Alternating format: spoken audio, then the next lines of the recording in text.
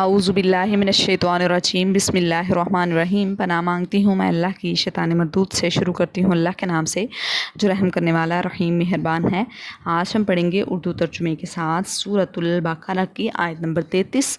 وقال یا آدم انبئہم باسمائہم فلما انبأہم باسمائہم قال الم اقل لکم انی اعلم غیب السماوات والارض واعلم ما تبدون وما کنتم تکتمون۔ وقال اور کہا اللہ نے یا آدم انبئہم بتا دے ان فرشتوں کو باسمائہم نام ان چیزوں کے جو میں نے تم کو سکھائے ہیں۔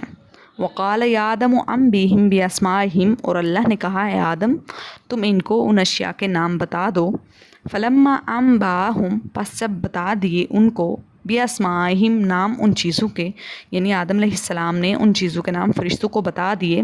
وقال کہا اللہ نے الم اقل لکم کیا نہیں میں نے کہا تھا تم کو انی اعلم غیب السماوات والارض میں جانتا ہوں چھپی ہوئی باتیں زمین اور آسمان کی، واعلم ما تبدون وما کنتم تکتمون اور میں جانتا ہوں جو تم ظاہر کرتے ہو اور جو تم چھپاتے ہو۔ وقال یا آدم انبئہم باسمائہم فلما انبأہم باسمائہم قال الم اقل لکم انی اعلم غیب السماوات والارض واعلم ما تبدون وما کنتم تکتمون۔ اللہ نے کہا اے آدم تم ان کو ان اشیاء کے نام بتاؤ۔